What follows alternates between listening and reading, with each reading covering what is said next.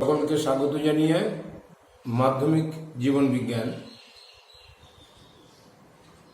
পরিবেশ দূষণের অন্তর্গত বায়ু দূষণ আজ পড়াবো বলে এখানে হাজির হয়েছি। আশা করি তোমরা সবাই ভালো আছো।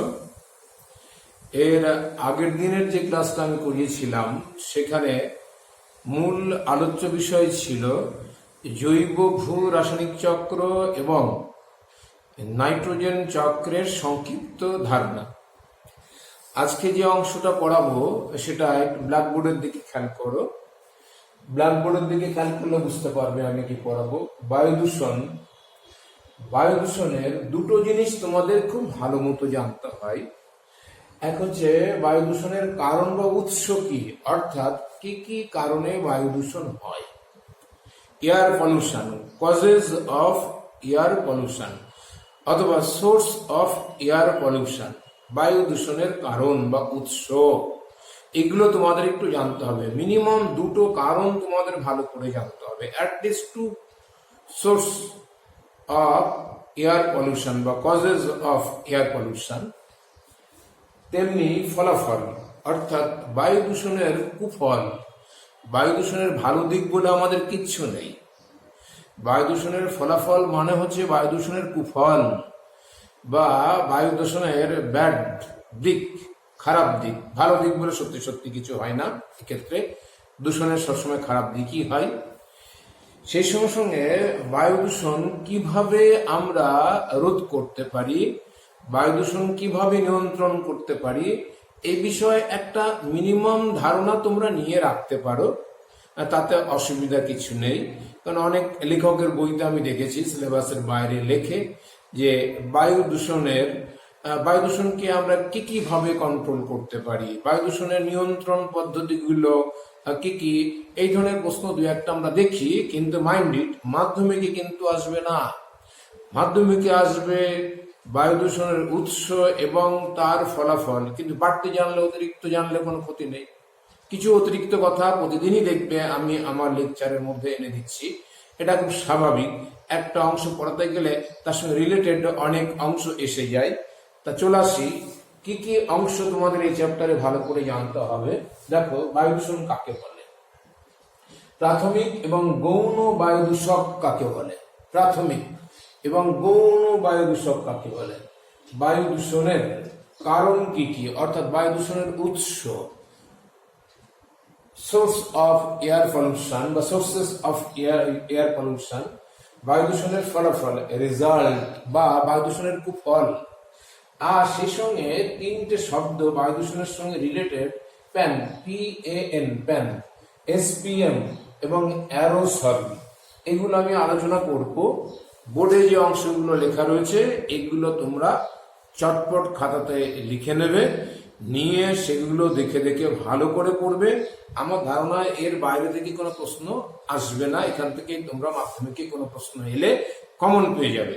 এইবার চলে আসি, বায়ু দূষণ কাকে বলা হয়।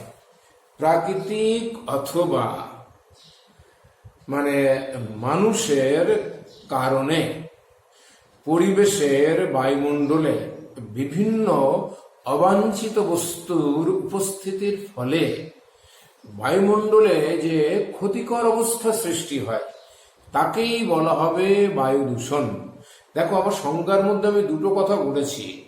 বায়ু দূষণ কিন্তু প্রাকৃতিক কারণেও হতে পারে, আবার মানুষের বিভিন্ন ক্রিয়াকলাপের ফলেও হতে পারে।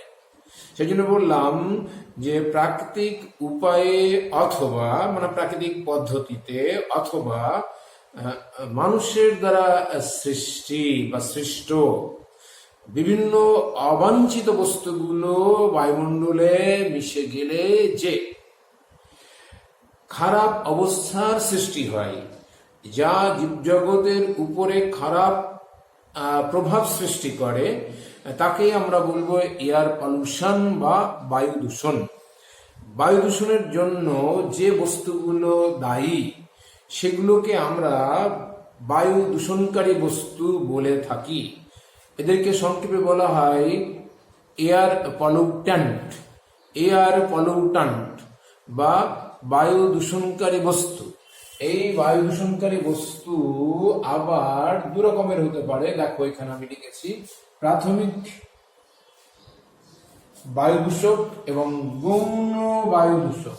প্রাথমিক বায়ু দূষক মানে যেগুলো বিভিন্ন রাসায়নিক পদ্ধতির মাধ্যমে বায়ুমণ্ডলে তৈরি হচ্ছে না, মানে এগুলো সরল প্রকৃতির, যেমন কার্বন ডাইঅক্সাইড, এটা হচ্ছে প্রাথমিক বায়ু দূষক। তেমনি হচ্ছে নাইট্রোজেনের অক্সাইড, সালফার ডাইঅক্সাইড, তারপরে ধুলো, বালি, এগুলো সবই প্রাথমিক বায়ু দূষক। কিন্তু যদি আমরা সালফিউরিক অ্যাসিডের ক্ষেত্রে যাই, এটা গৌণ বায়ু দূষক। নাইট্রিক অ্যাসিডের ক্ষেত্রে যাই, গৌণ বায়ু দূষক। হাইড্রোক্লোরিক অ্যাসিডের দিকে যাই, গৌণ বায়ু দূষক।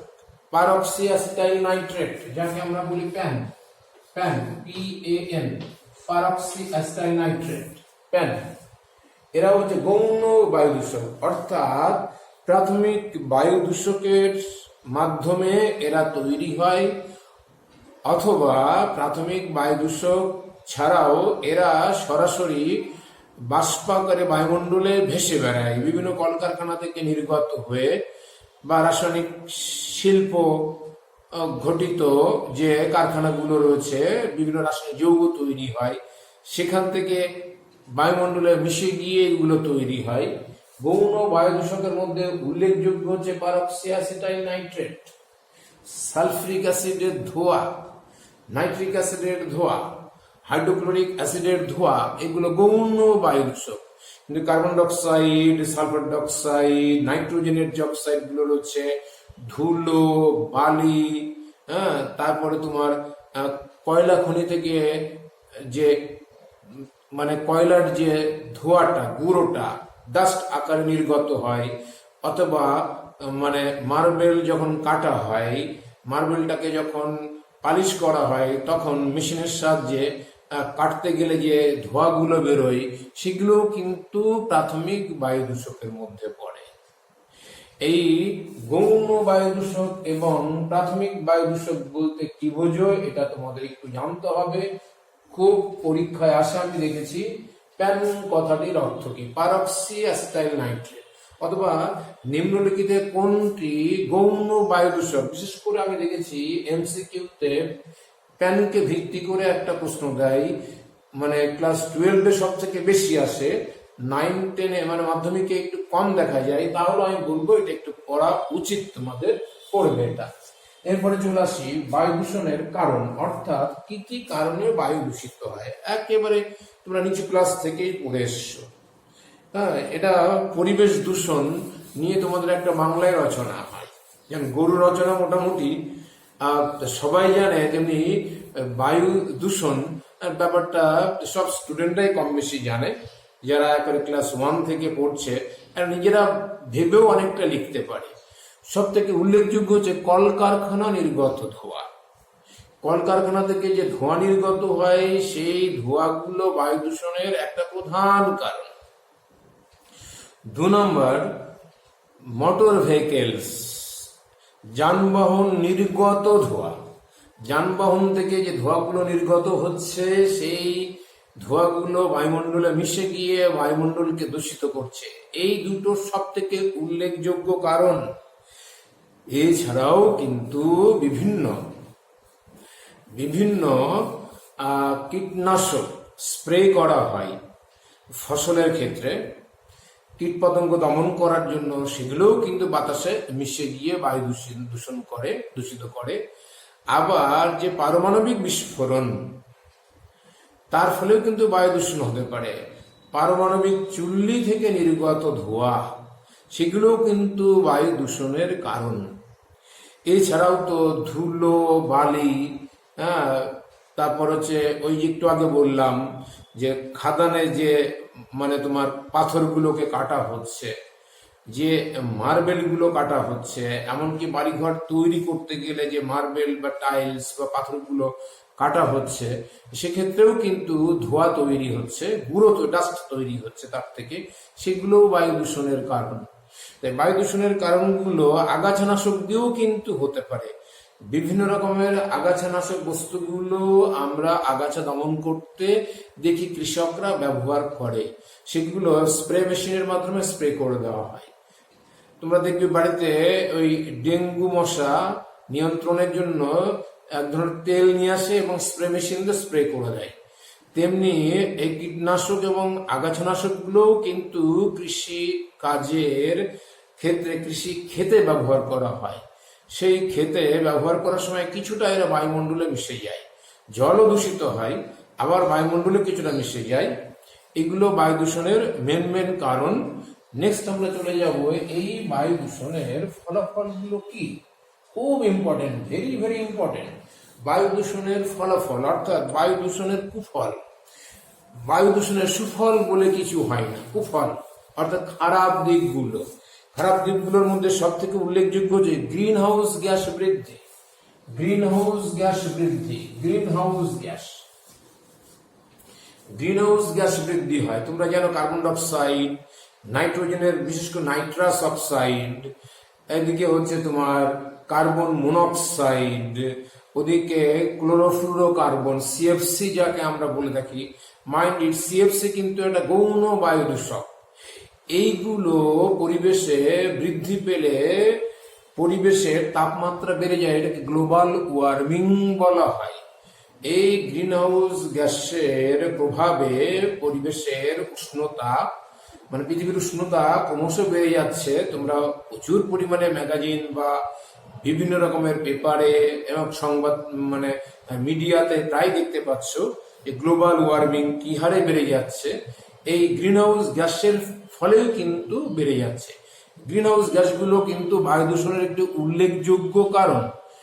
এই যে গ্রিন হাউস গ্যাস বৃদ্ধির ফলে অনেকগুলো খারাপ অবস্থার সৃষ্টি হচ্ছে। তার মধ্যে হচ্ছে উল্লেখযোগ্য এই গ্রিন হাউস গ্যাস ওজোন মন্ডলটাকে, ওজোন স্তরটাকে ধ্বংস করে দিচ্ছে। আল্ট্রাভায়োলেট রে সরাসরি আমাদের পৃথিবী পৃষ্ঠে এসে পৌঁছাচ্ছে এবং আমাদের স্কিন ক্যান্সার হওয়ার সম্ভাবনা বেশি বেড়ে গেছে।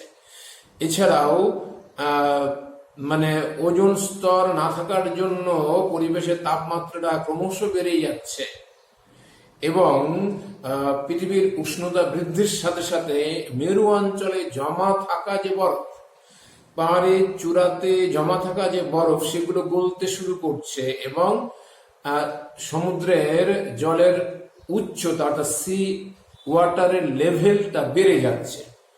এই গ্রিন হাউস গ্যাসের অনেকগুলো খারাপ দিক আছে। সমুদ্রের উপকূলবর্তী অঞ্চলগুলো প্লাবিত হয়ে যাওয়ার সম্ভাবনা দেখা দিচ্ছে।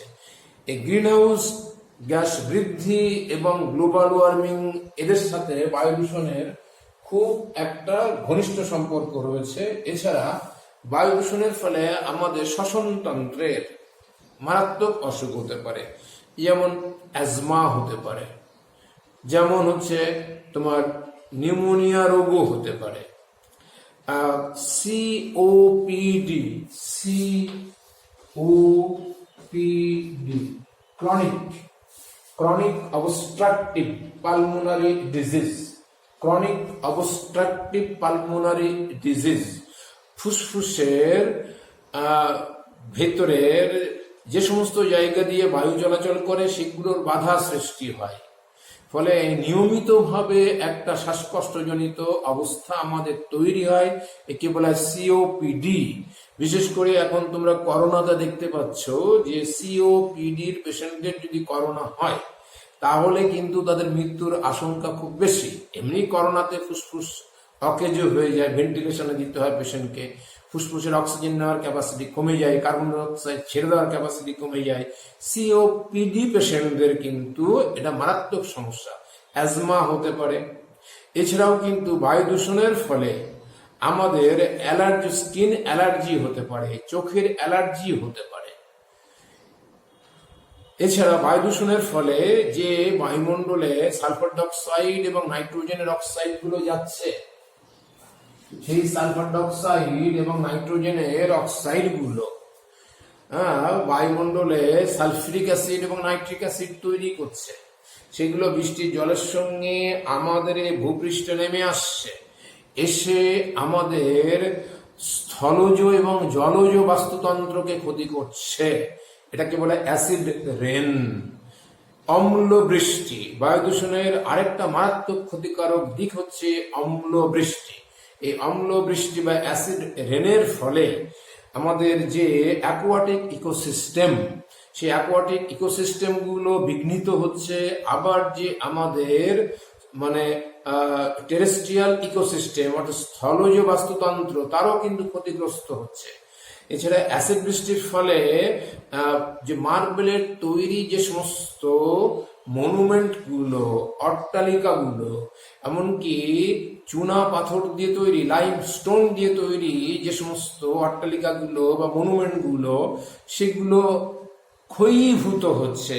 এটাকে বলা স্টোন ক্যান্সার বা পাথুরে ক্যান্সার, স্টোন ক্যান্সার বা পাথুরে ক্যান্সার। এছাড়াও কিন্তু কয়লা খনিতে যারা কাজ করে তাদের বায়ু দূষণের ফলে ব্ল্যাক লাং ডিজিজ হয়, ব্ল্যাক লাং ডিজিজ হয়। এই বায়ু দূষণের কতগুলো মারাত্মক মারাত্মক ক্ষতিকারক দিক রয়েছে, এগুলোও তোমাদের খুব ভালো করে পড়তে হবে। এরপরে একদম শেষের দিকে দেখো আমি লিখে রেখে দিয়েছি PAN peroxyacetyl nitrate, SPM, suspended particulate matter, আর হচ্ছে অ্যারোসল। এই শব্দগুলো তোমরা পরিবেশ দূষণের মধ্যে অনেকটা শুনেছ, পরিচিত জিনিস, এগুলো পরিচিত শব্দ তোমাদের কাছে। পারক্সি অ্যাসিটাইল নাইট্রেট এটা গৌণ বায়ু দূষণ। বাতাসে পারক্সি অ্যাসিটাইল নাইট্রেট অক্সিজেনের সঙ্গে মুক্ত অক্সিজেন বিক্রিয়া করে সূর্যের আলোর দ্বারা ফটোকেমিক্যাল রিয়াকশনের ফলে এগুলো তৈরি হয়। ফটোকেমিক্যাল, সূর্যের আলোর সাহায্যে উপস্থিতিতে অক্সিজেন মুক্ত অক্সিজেনের সঙ্গে যুক্ত হয়ে আণবিক পারমাণবিক অক্সিজেনের সঙ্গে যুক্ত হয়ে ওজোন তৈরি করে। দেখো, আণবিক অক্সিজেন পারমাণবিক অক্সিজেনের সঙ্গে সূর্যালোকের প্রভাবে যুক্ত ওজোন তৈরি করে। এই ওজোন নাইট্রিক অক্সাইডের সঙ্গে সূর্যের আলোর উপস্থিতিতে বিক্রিয়া করে নাইট্রোজেন অক্সাইড এবং অক্সিজেন গ্যাস তৈরি করে।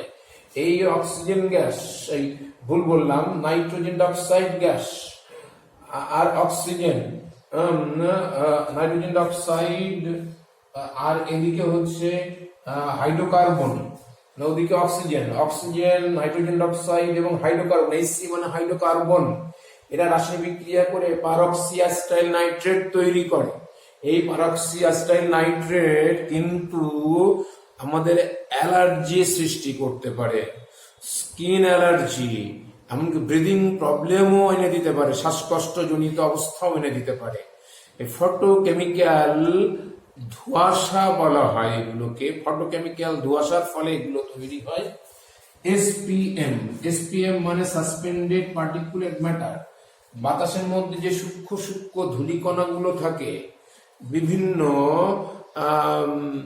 বালিকণাগুলো থাকে, তারপরে মোটর গাড়ির ধোঁয়া থেকে নির্গত তার মধ্যে যে সূক্ষ্ম সূক্ষ্ম কণাগুলো থাকে, যাদের আকার 10 মাইক্রোমিটারের কম, 10 মাইক্রোমিটারের কম, এদেরকে এসপিএম বলা হয়, সাসপেন্ডেড পার্টিকুলেট ম্যাটার।